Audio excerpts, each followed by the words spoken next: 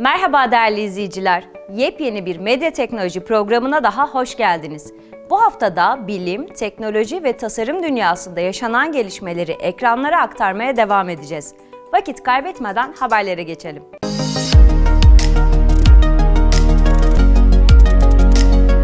İlk haberimiz inovasyon dünyasından yeni bir gelişmeyle ilgili. Mikropları yok edebilen ışık geliştirildi.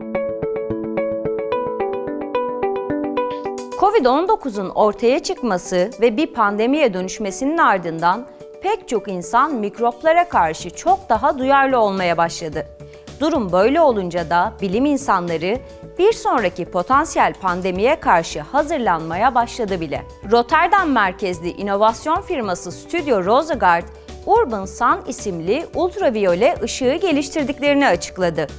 Hollandalı şirket, sıradan ultraviyole ışıktan neredeyse tamamen farklı olan bu ışığın mikropların %98'ini yok ettiğini açıkladı. Sıradan bir lamba gibi görev yapan bu ışık, kurulduğu bölgede 5 dakika çalıştıktan sonra bulunduğu alandaki mikropları yok edebiliyor. Far UVC teknolojisini kullanan bu ışık aslında iç mekanlar için tasarlandı. Kapalı alanlarda yapılan buluşmaların daha güvenli olması için tasarlanan ışığın beklenilenden çok daha etkili olduğu açıklandı. Roosegaard araştırmacıları şu anda bu ışığın dış mekanlarda da kullanılabilecek bir versiyonu üzerinde çalıştıklarını açıkladı. Aslında sıradan ultraviyole ışıklar da mikropları yok etmekte oldukça etkili. Ancak bu ışık aynı zamanda insan cildine de zarar verebiliyor. Far UVC ise İnsan cildine hiçbir etki etmezken mikroplara çok daha fazla etki ediyor. İşte tam bu nedenden ötürü Hollandalı şirket Far UVC üzerine yıllardır çalışmalar yapıyordu.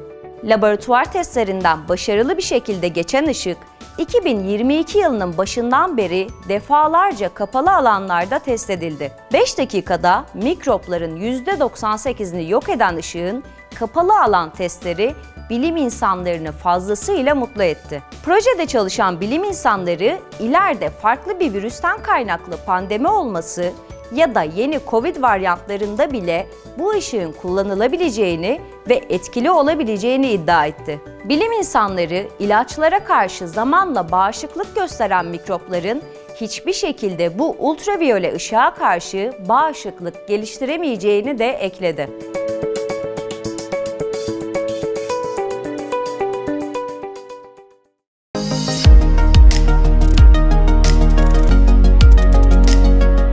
MIT şimdi de kendi kendini eğitebilecek robot geliştiriyor. Detaylara bakalım.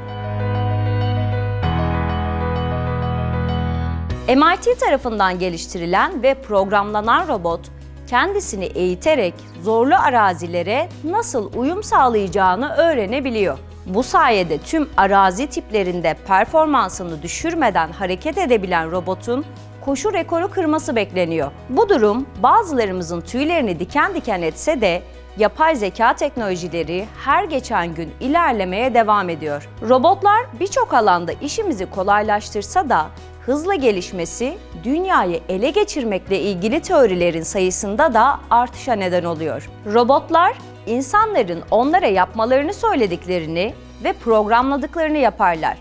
Ancak bu durumda bilim insanlarının bu programlama için uzun saatler harcaması gerekir. Bu nedenle robotların kendilerini geliştirebilecekleri ve kendi kararları doğrultusunda hareket edebilecekleri yeni çalışmalar yapılmaya başlandı. MIT'de geliştirilen Cheetah robotu, programında yapılan değişiklikler sonucunda kendi kendine daha hızlı koşabilmekte ve zorlu arazi koşullarıyla başa çıkabilmektedir. Uzun mesafeleri şimdiye kadar kaydedilen en hızlı sürede tamamlayan robotun deneme yanılma yoluyla nasıl çalışacağını bulmasına izin verildi. Bu güveni boşa çıkarmayan robot kısa sürede kendini eğitmeyi başardı.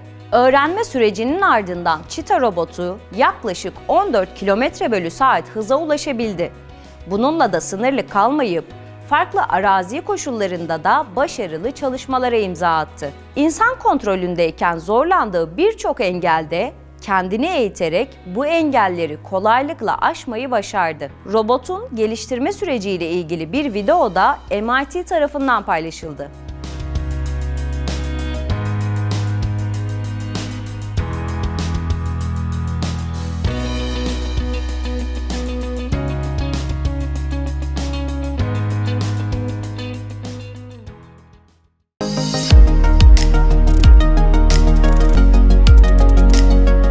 Küresel ısınmanın korkutan etkileri devam ediyor. Şimdi de Antarktika'da şehir boyutunda buzul eridi. NASA'dan gelen uydu verileri yakın zamanda Doğu Antarktika'da şehir büyüklüğünde bir buzulun eridiğini ortaya çıkardı. Bilim insanları bu korkutucu olayın gelecekte olabilecekler hakkında bir uyarı olabileceğini belirtti. İklim değişikliğinin etkilerinin giderek kötüleştiği bilinen bir gerçek. Bilim insanları hemen her açıklamada bu ürkütücü durumun çok kötü sonuçlara yol açacağını ve dünyayı insanlık için yaşanmaz bir gezegen hale getireceğinin altını çiziyor. Bu durumun en çok kendini gösterdiği yerlerden biri olarak da buzullar gösterilmekte. Sizlerle daha önce paylaştığımız haberimizde Grönland'daki dev buzulların yaz aylarında sıcaklık artışları nedeniyle rekor seviyelerde eridiğinden bahsetmiştik. Ayrıca Antarktika'da ülke çapında bir buzulun 10 yıl içinde çökebileceği araştırmacılar tarafından vurgulanmıştı. Şimdi ise Antarktika'da büyük bir buz tabakasının daha çöktüğü ve iklim değişikliklerinin ne kadar korkutucu hale geldiği ortaya çıktı. Guardian tarafından paylaşılan rapora göre elde edilen uydu verileri, Doğu Antarktika'da Roma şehri büyüklüğündeki Kangar adlı bir buz parçasının 15 Mart civarında eridiğini ve okyanusa karıştığını ortaya koydu. NASA bilim insanı Dr. Catherine Kilelo Walker da bu olayın gelecekte olabilecekler için bir işaret olabileceğini söyledi. Çöküşün muhtemelen pek bir etkisi olmayacak ama bizi neyin beklediğinin bir işareti. NASA'nın gözlem uydularından oluşan Landsat programı tarafından elde edilen görüntüler, çekilen fotoğraflarla buz kütlesinin ürkütücü çöküşünü de gözler önüne serdi. Uydulardan alınan karelerle oluşturulan bir görüntü, bize buzulun yıllar içinde nasıl değiştiğini ve nasıl bir anda ortadan kaybolduğunu gösterdi. Ne yazık ki iklim krizinin yıkıcı etkileriyle ilgili her gün yeni haberlerle karşılaşıyoruz. Uzmanlar da bu olayların bir uyarı görevi görmesi gerektiğini düşünüyor. Bu nedenle gezegenimiz için büyük önem taşıyan buzulların erimesini önlemek adına tedbirlerin arttırılması gerektiği ısrarla vurgulanmaktadır.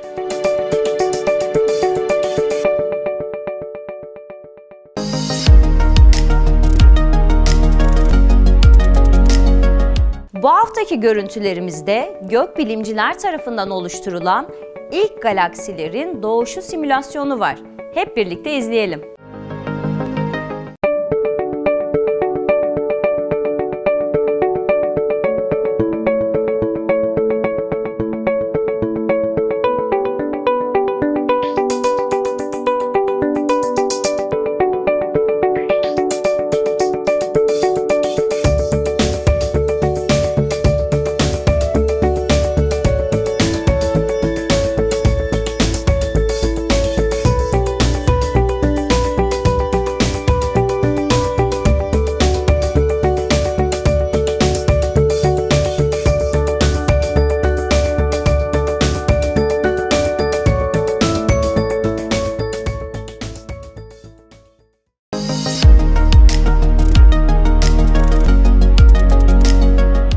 Sıra geldi dosya bölümümüze. Bu haftaki konumuz dijital veriler dünya kütlesini değiştirebilir mi?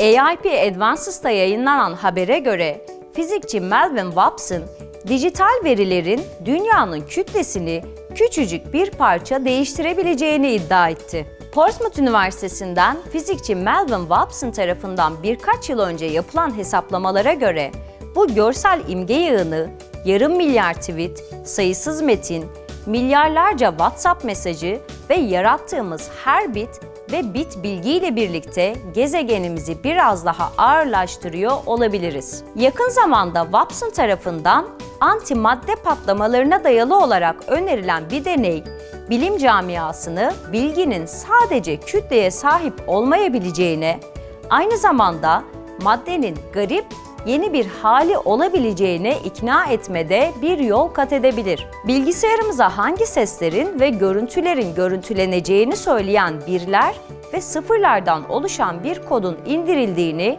kolayca hayal edebiliriz. Ancak bilgi, parçacıklara nasıl davranacağını söyleyen özellikler gibi dijital olmayan şeylere de uygulanabilir. Bu, bir sistemi oluşturan enerjideki düzen miktarı ve değişiklikler gibi şeyleri tanımlamada onu önemli bir faktör yapar.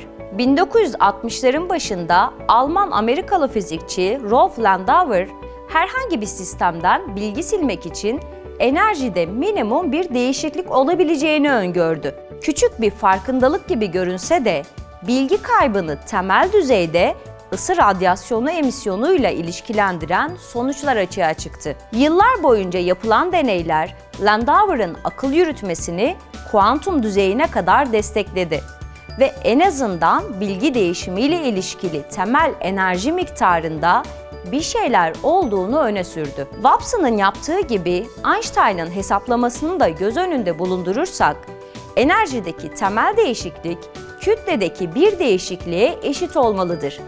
Yani her gün yarattığımız tüm bilgiler gezegene küçük ama sıfırdan farklı bir kütle katıyor demektir. Aşırıya kaçıldığında kedi videolarının, Wikipedia girişlerinin, Twitter sığırlarının ve TikTok araba şarkılarının üstel birikimi uzak gelecekte bazı şok edici sonuçlara yol açacaktır. Tüm bu verileri tutacak malzememiz bitmekle kalmaz.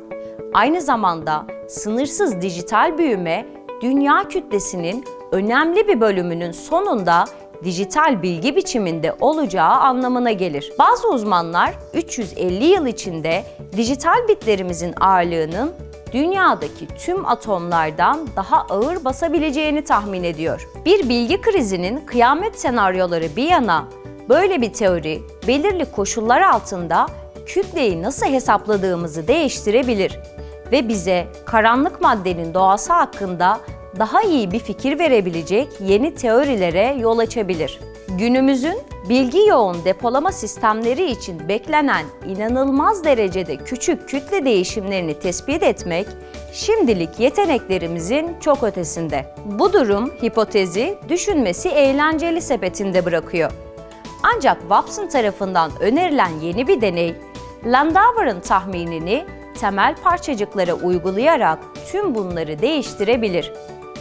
Bir elektronun toplam kütlesinin içsel dinlenme enerjisinden ve kendisi hakkında küçük bir bilgi parçasından oluştuğunu varsayarsak, teorik olarak antimadde karşılığı olan pozitronla karşılaştığında salınan foton spreyinde tahmin edilebilir bir enerji spektrumu yayar. Watson, bir elektrondaki bilgi kütlesinden 22 milyon kat daha küçüktür. Ancak bilgi içeriğini onu silerek ölçebiliriz. Bir madde parçacığını bir antimadde parçacığıyla çarpıştırdığınızda birbirlerini yok ettiklerini biliyoruz. Ve parçacıktan gelen bilgi yok edildiğinde bir yere gitmek zorunda diyor. Deney yapılıncaya kadar hipotez merak uyandırıcı olsa da tartışmalı bir fikir olarak kalacaktır. Ancak doğru olduğu kesinleşirse sonuçları gerçekten çok büyük olabilir. Evet değerli izleyiciler, bir medya teknoloji programının daha sonuna geldik. Haftaya yepyeni haberlerle görüşünceye dek hoşça kalın.